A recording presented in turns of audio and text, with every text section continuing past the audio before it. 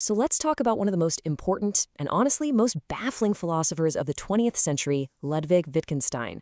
This is a guy who basically tried to solve all of philosophy twice. And the second time, his big solution was to completely tear down everything he'd built the first time around. It's an incredible story. And we're going to start at the end with his very last words. For a man who spent his entire life in this intense, almost tormented intellectual battle, this final thought is, well, it's pretty shocking. It's this moment of calm that just doesn't seem to fit the storm of his life. And that right there, that's the puzzle of Wittgenstein. You see, the story of Wittgenstein is really the story of two completely different philosophers living inside the same guy. You've got the young, brilliant, almost arrogant Wittgenstein who writes the Tractatus and thinks, yep, that's it, philosophy is done.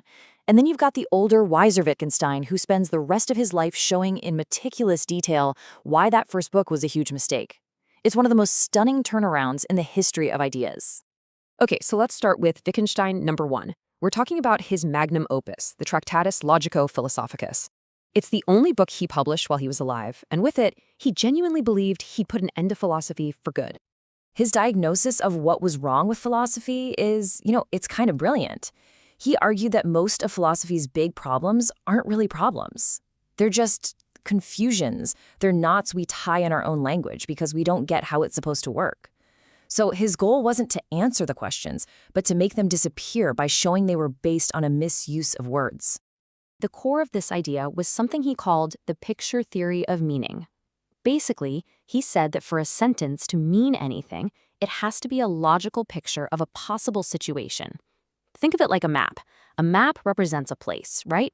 Well, for Wittgenstein, a meaningful sentence has to represent a possible state of affairs in the world. If it doesn't, it's not even wrong. It's just nonsense. And the book itself reads like a set of logical commandments. It's incredibly stark and precise. The world is all that is the case. The limits of my language mean the limits of my world. What he was doing was building a kind of fence around language, showing exactly what could be said with clarity, which for him was basically science, and what couldn't. So after he wrote the Tractatus, Wittgenstein thought his work was done. He literally gave away his massive family fortune and went to teach elementary school in a tiny Austrian village. But here's the twist. There was a whole other layer to his project. What if the entire point of drawing that perfect, logical fence around language wasn't to celebrate what was inside the fence, but to point our attention to everything that was left outside? And we know this because he said it himself in a letter. He revealed that the book's real purpose was ethical. By showing the absolute limits of what we can say, he was trying to protect the things we can't talk about. Ethics, beauty, God, the meaning of life. These things weren't nonsense to him, not at all. They were just beyond the reach of words. They could only be shown by how you live. So the most important part of his book was the silence it was designed to create. So years pass, and eventually Wittgenstein returns to philosophy because he's become convinced that he got it all wrong. He hadn't solved philosophy at all. In fact, he'd been trapped by his own perfect picture. This leads to his second masterpiece, the Philosophical Investigations, and a whole new way of thinking. And the change is just huge. The young Wittgenstein built this one perfect, crystal-clear system for how all language must work. The older Wittgenstein realized that was the entire problem. He saw that language isn't one single thing. It's a messy, sprawling collection of different activities. So he completely abandoned theory and just started looking. His most famous idea from this period is the concept of language games. He says, look, language isn't a picture of reality. It's a toolbox. Think about the word water. It can be a request when you're thirsty, a command to a firefighter, a scientific label. Its meaning isn't fixed. It comes from its use in a specific game, a specific context. This chess analogy he uses is perfect. Think about it. What is a knight in chess? You can't define it by its shape or what it's made of. A knight is the sum of its possible moves within the rules of the game. It has no meaning outside of that game. Well, for the later Wittgenstein, words are just like that. Their meaning is their use in the game. So let's just lay this transformation out side by side. In the Tractatus, language is a picture, meaning comes from logical structure, and the whole point of philosophy is to find one universal logic. But in the Investigations, language is a tool, meaning comes from its use, and philosophy's job is just to describe the countless different games we play. It's a total 180-degree turn. And this idea of context goes really deep.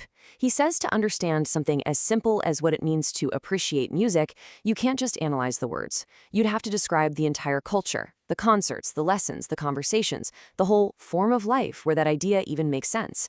Meaning isn't just in the word, it's woven into the entire fabric of our lives. So, okay, what's the big takeaway from this incredible intellectual journey?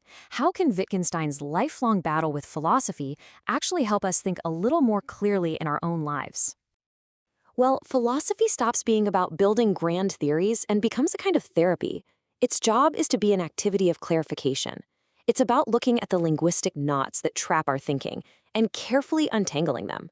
As he famously put it, the goal is to show the fly the way out of the fly bottle. And he left us a practical toolkit for how to do this.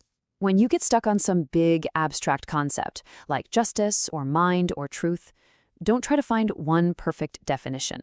Instead, try these things. 1. Just describe the real-life situations where people actually use the word. 2. Invent a simple imaginary game to see how the concept works in a stripped-down way. 3. Imagine how different kinds of creatures might use it. And 4, ask yourself, why are we so tempted to misunderstand this word in the first place? It's all about bringing philosophy back down to earth. In the end, we're left with this incredible figure, a genius who fought against his own brilliance, who built a masterpiece only to tear it down in a relentless search for clarity. He felt the immense psychological weight of trying to draw a map of the very limits of our minds. So what are we supposed to do with a man like that? Do we admire him, pity him, or maybe, taking a cue from his own philosophy, do we realize that some things are simply best passed over in silence?